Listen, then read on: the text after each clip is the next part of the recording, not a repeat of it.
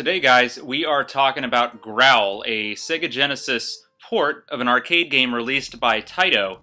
The Genesis version was released in '91, and its storyline is absolutely crazy. What it consists of, in a nutshell, is that the Ranger Corps is out to stop a veritable army of poachers that are running rampant throughout wherever it is that the game takes place.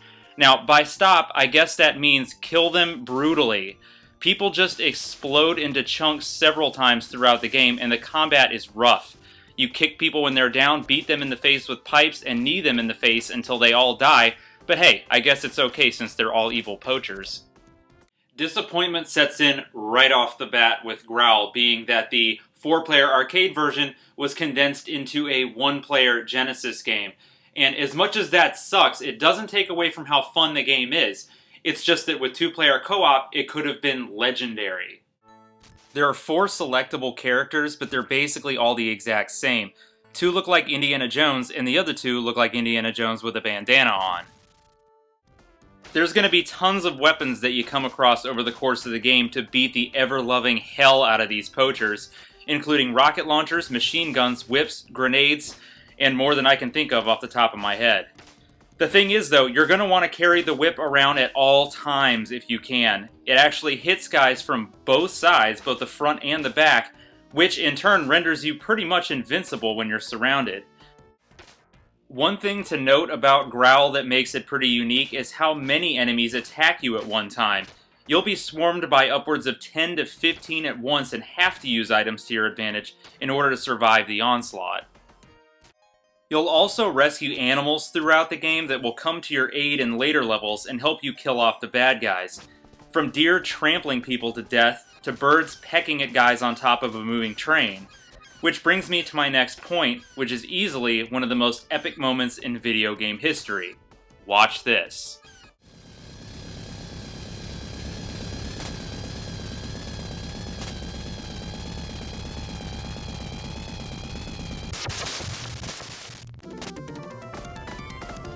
Yeah, that's right.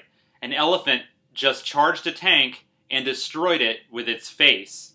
If that alone is not worth buying this game for, I don't know what is. Most of the levels have bosses in them, but it's kind of hard to differentiate the levels since the game kind of flows along one path the whole time. Some of the boss encounters are pretty funny, like the group of fat Shriners who constantly throw flying elbows, and this guy who begs you to spare his life. Yeah, how about no? As you can probably tell by now, the graphics in Growl aren't exactly what anyone would consider impressive.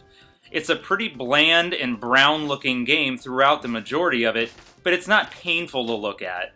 To be honest, I'm kinda glad it doesn't look all that good, since a graphical overhaul would make the carnage of the game far more disturbing and less hilarious. The sound effects in Growl are pretty minimal. You've got some basic sounds for hitting guys that you'll hear over and over again, and there aren't really any unique sounds for the animals in the game either, which is kinda surprising. The music, however, is really good. Leave it to Taito to come up with a great musical score for a game even as goofy as Growl. If you don't believe me, here, take a listen.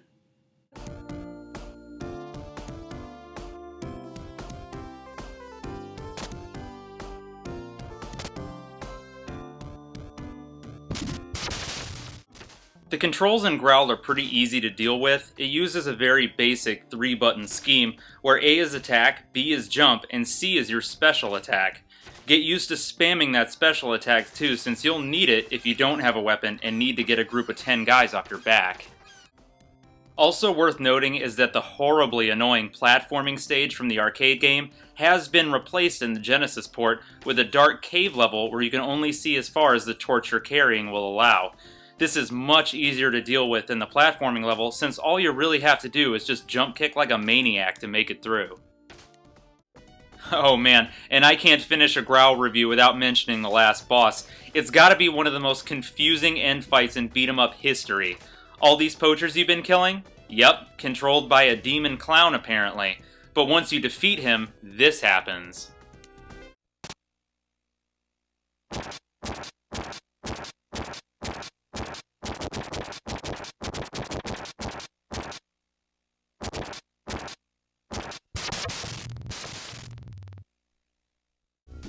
Well, I stand corrected. It's an alien.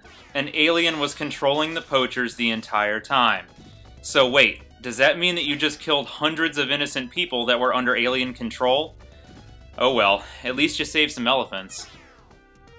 I can't help it, guys. I love Growl. It's just one of those games that oozes charm and goofiness to a point where it just about demands to be played. It's always fun to break out when you have friends over, since it just about guarantees a laugh. I had this game since back when it came out when I was a kid, and I can tell you, it was just as weird then as it is today. If you guys haven't played this game yet, do it. Just make sure you come equipped with a massive grain of salt and a sense of humor. I can assure you personally that it is worth every cent you pay for it, which at this point shouldn't really be too much. Now, before we go, I'd like to send a shout out to a buddy of mine here on YouTube, Stratomaster78, who has an excellent channel that's on its way up right now. And if you guys get any time, definitely check it out. It'll be well worth it. And as always, guys, thanks for watching and subscribing. Until next time, stay classic.